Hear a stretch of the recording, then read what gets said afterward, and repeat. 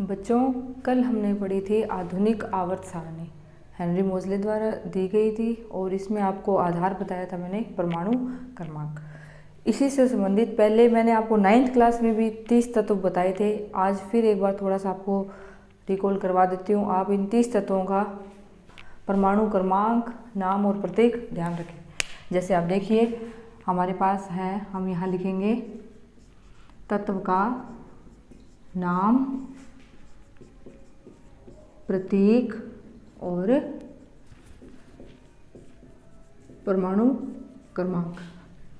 जैसे पहला तत्व हमारे पास है हाइड्रोजन, परमाणु क्रमांक 1, helium 2, lithium 3, beryllium 4, boron 5, carbon 6, nitrogen 7, oxygen 8, fluorine 9, neon 10, sodium 11, magnesium 12, aluminium 13, silicon 14, phosphorus 15, sulphur 16, chlorine 17, argon 18। इसके बाद मैं इस तरफ लिख रही हूँ यहाँ potassium 19, calcium 20, scandium 21, titanium 22, vanadium 23, chromium 24, Mn manganese 25, Fe iron लोहा, बहुत बार आपने सुना है लोहा धातु है, ये आयरन होता है इसका नाम, और इसे Fe इसका प्रतीक है 26, कोबाल्ट 27, निकेल 28, कॉपर 29, जिंक 30। ये 30 तत्व है। आप इन्हें एक बार फिर से याद कर लें, आपको वैसे मैंने याद पहले भी करवाई हुए हैं। इसके बाद अब हम आगे, कल हमने आवर्त सारणी के बारे में पढ़ा कि इसमें कितने आवर्त हैं, कितने वर्ग हैं। अब इनकी देखेंगे हम आवर्तिता की आवर्त सारणी है, इसके गुणों की क्या देखनी है, आवर्त सारणी के गुणों में आवर्तिता। आवर्तिता का मतलब है बच्चों कि 118 तत्व हैं हमारे सामने आवर्त सारणी में। इन तत्वों को उनके भौतिक और रासायनिक गुणों के आधार पर जब आवर्त सारणी में व्यवस्थित किया गया तो इनके भौतिक और रासायनिक गुणधर्म किस क्रम में बढ़ते हैं, किस क्रम में घटते हैं। इस प्रकार की जो व्यवस्था है आवर्त सारणी की, इसका हम जो अध्ययन करते हैं वो क्या कहलाती है, गुणों में आवर्तिता। और ये किस पर आधारित है, आवर्त सारणी हमें पता है किस पर आधारित है, ये परमाणु क्रमांक या हम कह सकते हैं इलेक्ट्रॉनिक विन्यास, परमाणु क्रमांक या इलेक्ट्रॉनिक विन्यास। तो इसके कुछ गुण मैं आज आपको यहाँ बता रही हूँ, इन्हें हम डिटेल में देखेंगे। जैसे पहला हम देखेंगे किसी भी तत्व या परमाणु की परमाणु त्रिज्या, और वह आवर्त सारणी में किस प्रकार आवर्त में घटती है या बढ़ती है, इसी प्रकार वर्ग में घटती है या बढ़ती है। दूसरा हम देखेंगे इसमें आयनिक त्रिज्या। उसके बाद तीसरा हम देखेंगे इसमें आयनन एंथैल्पी, क्या देखेंगे, आयनन एंथैल्पी। और चौथा हम इसमें देखेंगे इलेक्ट्रॉन लब्धि एंथैल्पी, इलेक्ट्रॉन लब्धि एंथैल्पी। और पांचवा हम देखेंगे विद्युत ऋणता। ये मुख्य गुण हैं आवर्त सारणी के। इन गुणों की आवर्तिता हम आज यहाँ स्टडी करेंगे। तो पहला गुण आपको मैंने क्या बताया है, परमाणु त्रिज्या। परमाणु त्रिज्या बच्चों क्या होती है, किसी भी परमाणु के नाभिक से बाहरी कोश तक की दूरी क्या कहलाती है, परमाणु त्रिज्या। जैसे हम बात करते हैं, ये हमने संरचनाएं भी आपको बताई हुई है 18 तत्वों की। जैसे कि पहला तत्व है हाइड्रोजन,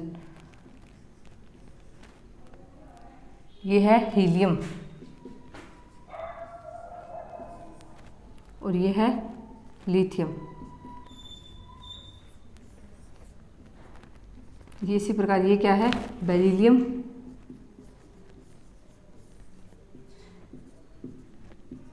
बोरॉन,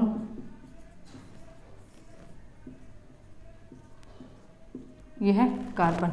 कौन कौन से तत्व हैं ये, hydrogen, helium, lithium, beryllium, boron, carbon. परमाणु त्रिज्या क्या होती है? किसी भी परमाणु की नाभिक से बाहरी कोश तक के इलेक्ट्रॉन के मध्य की दूरी क्या कहलाती है? परमाणु त्रिज्या। अब हाइड्रोजन की बात करें तो एक इलेक्ट्रॉन है, ये है हाइड्रोजन की परमाणु त्रिज्या। हीलियम की बात करें तो ये है हीलियम की। इसी प्रकार लिथियम में एक कोश और जुड़ गया तो ये है लिथियम, ये है बेरिलियम। इस प्रकार ये क्या है? परमाणु त्रिज्या। अब इसका आवर्त सारणी में ये किस प्रकार घटती है या बढ़ती है? तो बच्चों किसी भी आवर्त में हमने कल यहाँ कितने आवर्त देखे थे? 7। किसी भी आवर्त में बाएं से दाएं जाने पर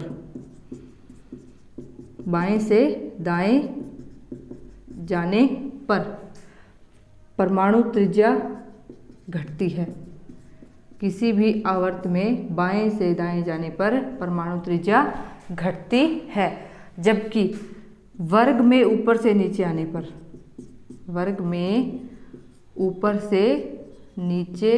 आने पर परमाणु त्रिज्या का मान बढ़ता है वर्ग में। अब देखिए बच्चों, पहले वर्ग की बात करते हैं। वर्ग में मैंने कल आपको बताया ये एक जो आवर्त है वो एक कोश को डिनोट करता है। ये पहला कोश n, ये दूसरा कोश, ये तीसरा, ये चौथा, पांचवा। इसी प्रकार हाइड्रोजन के बाद यहाँ हम क्या लिखते हैं? लिथियम के बाद यहाँ क्या लिखते हैं? सोडियम के बाद यहाँ पोटेशियम, रुबिडियम, सीजियम। ये पहला वर्ग लिखा है मैंने। क्या लिखा है? ये पहला वर्ग।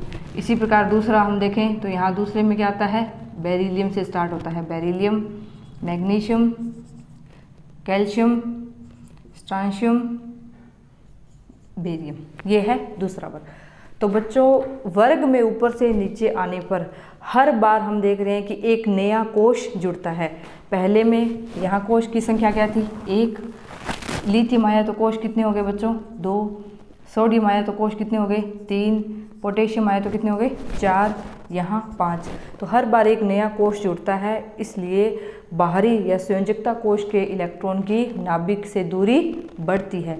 इसलिए वर्ग में ऊपर से नीचे आने पर परमाणु त्रिज्या का मान बढ़ता है, जबकि आवर्त में बाएं से दाएं ओर जाने पर उसी कोश में, आप देखिए आपके सामने ये देखो मैंने बना रखी है संरचना कि पहले ये दूसरा कोश है, इसमें एक इलेक्ट्रॉन आया, इसी दूसरे कोश में एक इलेक्ट्रॉन और बढ़ गया, इसी में एक इलेक्ट्रॉन और बढ़ गया, इसी में एक और बढ़ गया, और इसी प्रकार इसी में ही जैसे हम अगला नाइट्रोजन बनाएं तो 2 इलेक्ट्रॉन यहाँ आएंगे और 5 यहाँ आएंगे, 7। इसी प्रकार ऑक्सीजन की संरचना अगर हम बनाते हैं तो उसमें भी यहाँ 2 इलेक्ट्रॉन, उसके बाद ये यहाँ आएंगे 6 इलेक्ट्रॉन। तो एक ही कोश में लगातार जब इलेक्ट्रॉन भरे जा रहे हैं तो इससे क्या है, ये इलेक्ट्रॉन क्या करता है, इससे इस नाभिक या परमाणु का प्रभावी नाभिकीय आवेश बढ़ता है और बाएं से दाएं जाने पर परमाणु त्रिज्या का मान कम होता है। ये है हमारा पहली आवर्त सारणी का गुण परमाणु त्रिज्या, कि परमाणु त्रिज्या है एक ही वर्ग में ऊपर से नीचे आने पर लगातार नए कोश ऐड होने या जोड़ने के कारण परमाणु त्रिज्या का मान बढ़ता है, जबकि आवर्त में बाएं से दाईं ओर जाने पर प्रभावी नाभिकीय आवेश बढ़ने के कारण परमाणु त्रिज्या का मान कम होता है। अब बच्चों प्रभावी नाभिकीय आवेश क्या है ये देखिए।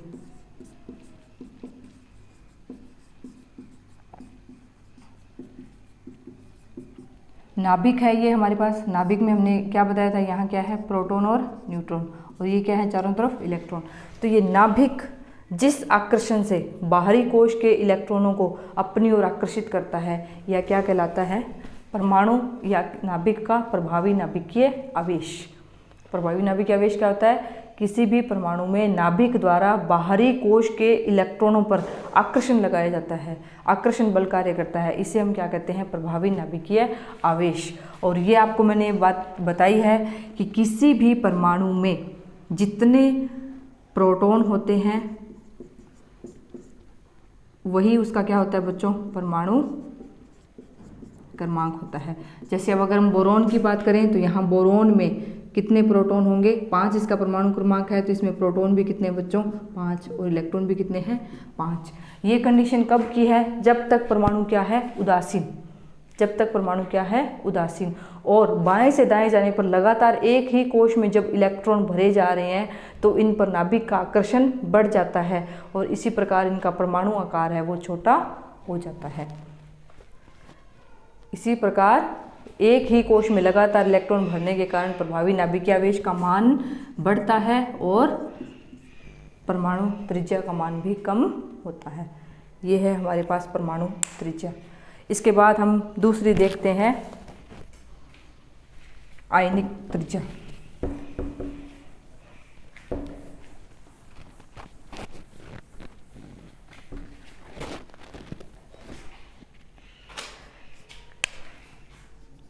दूसरा हमारा टॉपिक क्या है, आयनिक त्रिज्या। आयनिक, आयनिक शब्द का अर्थ है कि परमाणु द्वारा इलेक्ट्रॉन त्यागने या इलेक्ट्रॉन ग्रहण करना। या तो परमाणु क्या करेगा, इलेक्ट्रॉन त्यागेगा या क्या करेगा, ग्रहण। और ये त्यागना और ग्रहण किस लिए होता है बच्चों, परमाणु तत्व अपने स्थायित्व को ग्रहण करने के लिए, बाहरी कोश में स्टेबिलिटी लाने के लिए या तो इलेक्ट्रॉन का क्या करते हैं, त्याग, या क्या करते हैं, इलेक्ट्रॉन को ग्रहण। अगर परमाणु इलेक्ट्रॉन त्यागता है, त्यागेगा तो इस पर क्या आता है बच्चों, धन आवेश आता है। और अगर इलेक्ट्रॉन किसी से ग्रहण करता है तो इस पर क्या आता है, ऋण आवेश। सिंपल सी बात है, अगर हम किसी से कोई धन या पैसे उधार ले रहे हैं तो हमें इसे क्या देना पड़ता है, ऋण। तो इसलिए अगर हम पैसे ग्रहण कर रहे हैं तो हम क्या होंगे, ऋण आवेश। और अगर हम किसी को कुछ दे रहे हैं तो हम देने वाला दाता या क्या बनता है, धन आवेश। तो ये आप हमेशा ध्यान रखें कि अगर कोई परमाणु इलेक्ट्रॉन त्याग करता है तो उस पर क्या आएगा बच्चों, धन आवेश। और अगर कोई परमाणु इलेक्ट्रॉन ग्रहण करता है तो उस पर क्या आता है, ऋण आवेश। इसी आधार से ये क्या बनते हैं बच्चों, धन आयन और क्या बनते हैं, ऋण आयन। तो आयनिक त्रिज्या का क्या मतलब है कि आयन बन गया, आयन के नाभिक की बाहरी कोश के या संयोजकता कोश के इलेक्ट्रॉनों तक की मध्य की दूरी क्या कहलाती है बच्चों, आयनिक त्रिज्या। जैसे हम धन आयन को एक्सप्लेन करते हैं, हम उदाहरण लेते हैं सोडियम। सभी जानते हैं परमाणु क्रमांक कितना है इसका, 11, और परमाणु भार कितना है, 23। इसकी संरचना बनाती हूँ मैं, देखो ये नाभिक। अब इसका इलेक्ट्रॉनिक विन्यास इस तरह से लिखा जाता है, 2, 8, 1। तो पहले कोश यानी पहला के कोश है, आपको नील्स बोर में बताया था, पहला कोश के है, दूसरा एल है और तीसरा क्या होता है, एम। तो पहले कोश में कितने इलेक्ट्रॉन हैं, 2। दूसरे कोश में कितने हैं, 8। और तीसरे कोश में कितने हैं, 1। तो ये हो गया पहला कोश के, ये हो गया दूसरा कोश एल, और ये क्या है, तीसरा कोश एम। ये है सोडियम की परमाणुविक संरचना। अब आपको मैंने यहाँ ये बताए थे के एल एम, आप देख लेना, इसमें लिखवाया था मैंने, के में अधिकतम इलेक्ट्रॉन कितने आ सकते हैं, 2। एल में अधिकतम इलेक्ट्रॉन संख्या कितनी है, 8, और एम में कितनी होती है बच्चों, 18। तो आप देखिए के में कितने इलेक्ट्रॉन आए, 2 के बाद क्या तीसरा इलेक्ट्रॉन यहाँ आया है, नहीं आ सकता, तो कहाँ गया, एल कोश में। एल में जब तक 8 इलेक्ट्रॉन नहीं आएंगे, आप इलेक्ट्रॉन लगातार यहाँ भरते हैं, जैसे ही 8 इलेक्ट्रॉन पूरे हो गए तो अगला इलेक्ट्रॉन कहाँ जाएगा, एम कोश में। ये रहा, ये बात यहाँ से आपको प्रूफ होती है। ये है सोडियम परमाणु। अब ये परमाणु क्या करता है, या तो किसी भी परमाणु के बाहरी कोश में कितने इलेक्ट्रॉन हों, 2, 8, 2 हों या क्या हों, 8, तभी ये क्या कहलाता है, स्टेबल। लेकिन ये 1 इलेक्ट्रॉन है, इस 1 इलेक्ट्रॉन के कारण ये पूरी तरह से क्या होता है, अनस्टेबल। इसलिए क्या करता है, अपना 1 इलेक्ट्रॉन क्या कर देता है, त्याग कर देता है, -1 इलेक्ट्रॉन, 1 इलेक्ट्रॉन का त्याग करता है। तो यहाँ क्या बनेगा, धन आयन। क्या बनेगा बच्चों, धन आयन। इसे हम क्या लिखते हैं, Na+। ये क्या बन गया अब, धन आयन। इसका विन्यास क्या हो गया, 2, 8। और इसमें देखो पहले इलेक्ट्रॉन कितने थे, यहाँ लिखती हूँ मैं, देखो इलेक्ट्रॉन कितने हैं इसमें, 11। प्रोटॉन कितने हैं, 11। और यहाँ क्या हो जाएंगे, इलेक्ट्रॉन कितने हो जाएंगे, 10, और प्रोटॉन कितने हैं बच्चों, 11।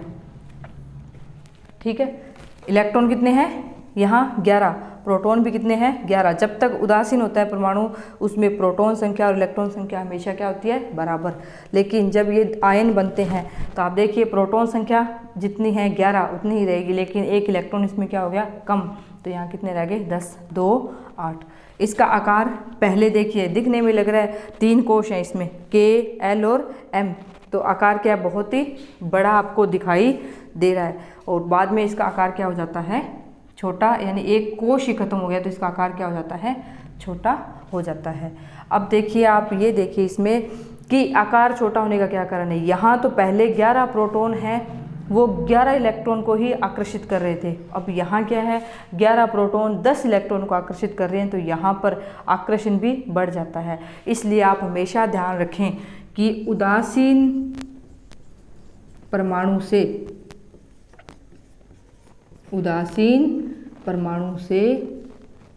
धनायन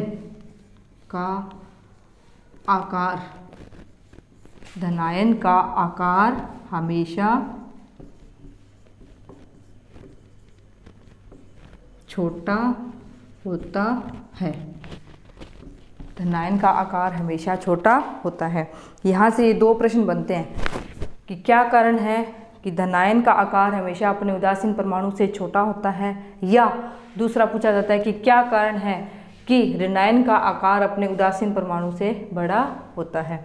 तो ये है आपके सामने, आपको समझ आ गया होगा। एक बार और सुन लीजिए आप कि उदासीन परमाणु से धनायन का आकार हमेशा छोटा होता है। क्यों होता है कि धनायन बनने पर इसमें प्रभावी नाभिकीय आवेश यानी प्रोटॉन के कारण क्या है इसमें प्रभावी नाभिकीय आवेश का मान बढ़ जाता है, और प्रभावी नाभिकीय आवेश है वो प्रबल आकर्षण से इलेक्ट्रॉनों को अपनी ओर आकर्षित करता है। इसलिए धनायन का आकार उदासीन परमाणु से छोटा होता है। अब दूसरा देखते हैं हम ऋणायन। ऋणायन का मतलब इसमें क्या किया जाएगा, इलेक्ट्रॉन को ग्रहण किया जाएगा।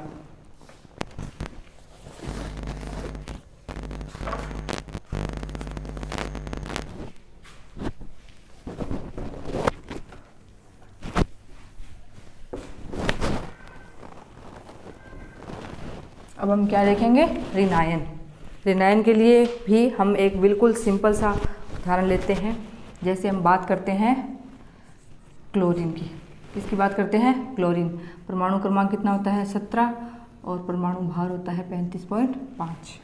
जैसे इसकी यहाँ संरचना बनाते हैं नाभिक, ये 2 इलेक्ट्रॉन, इसमें कितने हो गए 2, 8, 7, और ये 8 और M में कितने हैं बच्चों 7। ये है हमारे पास क्लोरीन परमाणु। इसमें इलेक्ट्रॉन संख्या कितनी है बच्चों 17, प्रोटॉन संख्या भी कितनी है 17। अब जब ये क्या करता है प्लस 1 इलेक्ट्रॉन, क्या करेगा ये 1 इलेक्ट्रॉन को, वहाँ मैंने माइनस लिखा था यानी बाहर निकल रहा था, यहाँ प्लस यानी जुड़ रहा है, 1 इलेक्ट्रॉन ग्रहण करता है। तो आप देखिए क्या बनेगा, ये पहला कोश K, ये दूसरा कोश L में कितने आएंगे 8 इलेक्ट्रॉन, और तीसरा कोश क्या है M में भी कितने हो जाएंगे अब 8 इलेक्ट्रॉन। कितने हो गए 18, और प्रोटॉन कितने हो गए बच्चों 17। तो आप यहाँ क्या देखते हैं हम कि ऋणायन का आकार, यहाँ क्या बन गया ये Cl-। ऋणायन का आकार अपने उदासीन परमाणु से बड़ा होता है। इसका क्या कारण है, यहाँ हमारे पास प्रोटॉन कितने हैं 17 और इलेक्ट्रॉन कितने हैं 17। इसके बजाय यहाँ प्रोटॉन तो 17 ही है नाभिक में, लेकिन इलेक्ट्रॉन एक और बढ़ गया, और इन इलेक्ट्रॉन का आपस में क्या होता है बच्चों प्रतिकर्षण होता है, और प्रभावी नाभिकीय आवेश का मान इसकी तुलना में कम होता है। इसीलिए ऋणायन का आकार अपने उदासीन परमाणु से बड़ा होता है। इसके बाद बच्चों हम देखते हैं आगे, तीसरा टॉपिक हमारा है आयनन एंथैल्पी।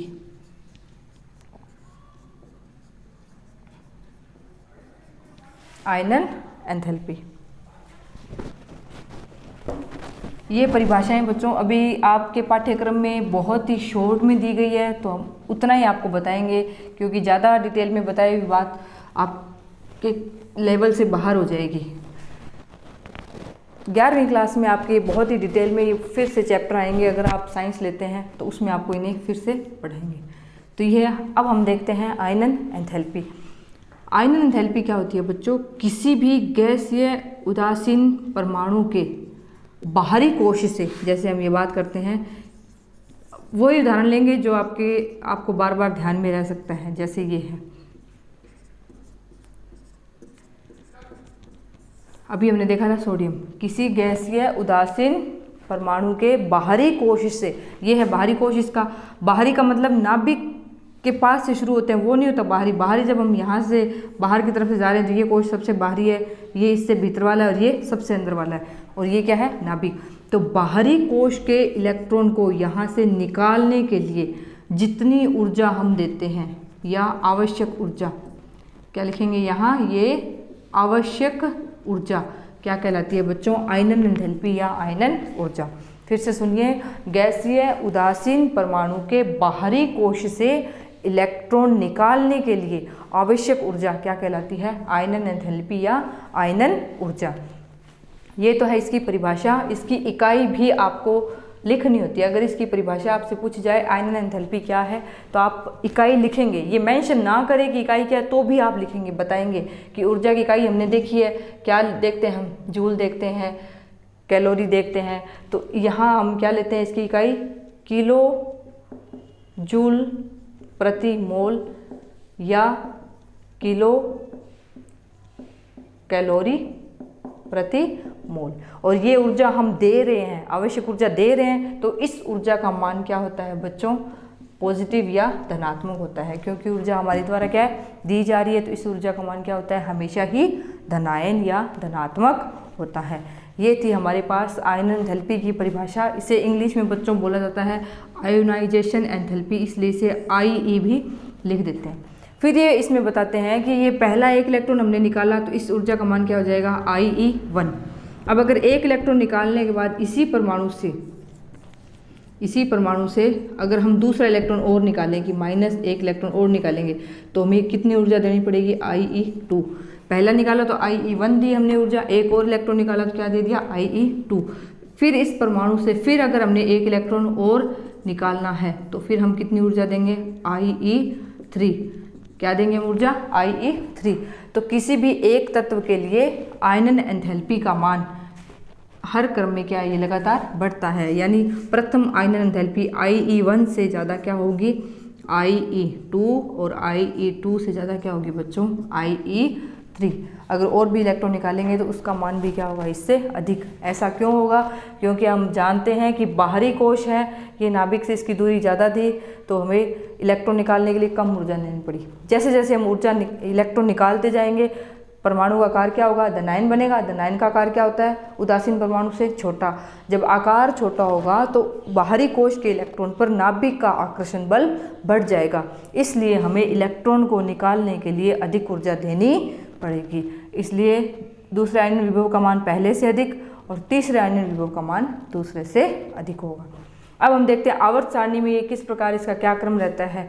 आवर्त सारणी में किसी भी वर्ग में, वर्ग की बात करो, आपके दिमाग में तुरंत आना चाहिए पहला वर्ग, तो आप याद ही रखो, lithium, sodium, potassium, rubidium, caesium. किसी भी वर्ग में ऊपर से नीचे आने पर हर बार एक लगातार नया कोश जुड़ता है, इसलिए परमाणु त्रिज्या का मान भी क्या होता है? यहाँ बढ़ता है, लेकिन यहाँ प्रभावी नाभिक आवेश का मान कम होता है। इसी के साथ आयनन एंथैल्पी का मान भी कम होता है। क्यों होता है? क्योंकि हर बार एक नया कोश जुड़ रहा है। नाभिक से बाहरी कोश के इलेक्ट्रॉन की दूरी बढ़ रही है। नाभिक से बाहरी कोश या संयोजकता कोश के इलेक्ट्रॉन की दूरी बढ़ रही है, इसलिए इलेक्ट्रॉन को निकालने के लिए हमें कम ऊर्जा की आवश्यकता होगी। इसलिए वर्ग में ऊपर से नीचे आने पर आयनन एंथैल्पी का मान कम होता है, जबकि आवर्त में बाएं से दाएं जाने पर हर बार नया इलेक्ट्रॉन या जुड़ने वाला इलेक्ट्रॉन एक ही कोश में लगातार जुड़ रहा है, तो उस पर प्रभावी नाभिकीय आवेश का मान बढ़ जाता है। इसी कारण आवर्त में बाएं से दाएं ओर जाने पर आयनन ऊर्जा का मान भी बढ़ता है। तो ये दो बातें आप बहुत ही आराम से ध्यान रखें कि प्रभावी नाभिकीय आवेश का मान बाएं से दाएं जाने पर बढ़ता है, उसी के अनुसार यहाँ पर आयनन ऊर्जा का मान या आयनन एंथैल्पी का मान भी आवर्त में बाएं से दाएं जाने पर बढ़ता है। ये है हमारे पास आयनन एंथैल्पी। इसके बाद देखते हैं हम तीसरा क्या है, सॉरी 3 हो गए हमारे पास। अगला गुण है हमारे पास इलेक्ट्रॉन लब्धि एंथैल्पी। अगला हम क्या देखेंगे, चौथा पॉइंट है इलेक्ट्रॉन लब्धि एंथैल्पी। अभी आयनन एंथैल्पी क्या थी कि किसी गैसीय उदासीन परमाणु से इलेक्ट्रॉन निकालने के लिए आवश्यक ऊर्जा। अब ये क्या है, किसी गैसीय उदासीन परमाणु में इलेक्ट्रॉन जोड़ने के लिए, इलेक्ट्रॉन जोड़ने पर निकलने वाली ऊर्जा। किसी भी परमाणु में जब इलेक्ट्रॉन जुड़ेगा तो उससे ऊर्जा मुक्त होती है, तो इलेक्ट्रॉन जोड़ने पर निकलने वाली ऊर्जा क्या कहलाती है, इलेक्ट्रॉन लब्धि एंथैल्पी। इलेक्ट्रॉन लब्धि एंथैल्पी। इलेक्ट्रॉन किसी भी गैसीय उदासीन परमाणु में इलेक्ट्रॉन जोड़ने पर निकलने वाली ऊर्जा क्या कहलाती है, इलेक्ट्रॉन लब्धि एंथैल्पी। इस ऊर्जा का मान बच्चों पॉजिटिव धनायन भी हो सकता है और नेगेटिव भी हो सकता है।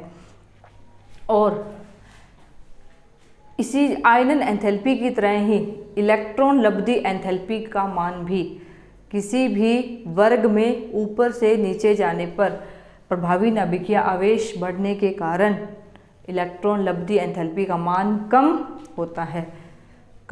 होता है और बाएं से दाएं आवर्त में जाने पर बढ़ता है। ये केवल आपके 10वीं क्लास में आप इस तरह से लिख सकते हैं, ये आपके लेवल में इतना ही है।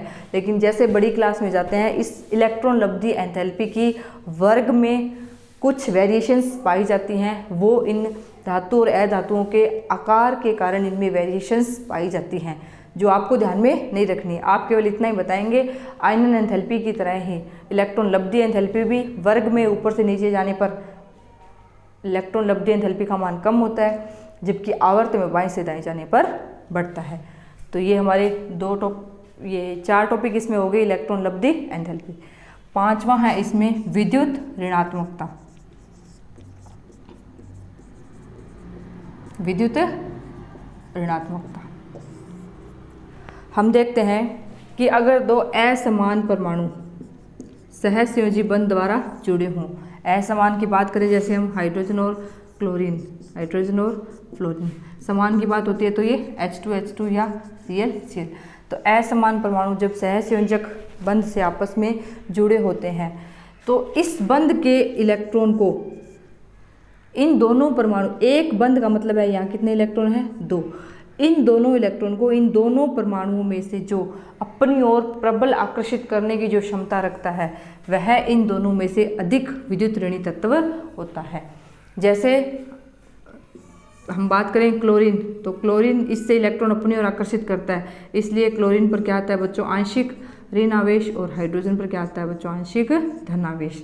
यानी असमान परमाणु जब सहसंयोजक बंध से बंधे हैं, उस बंध के मध्य उपस्थित इलेक्ट्रॉनों को अपनी ओर आकर्षित करने की जो परमाणु की जो कैपेसिटी क्षमता है वो क्या कहलाती है, उस परमाणु या तत्व की विद्युत ऋणता कहलाती है।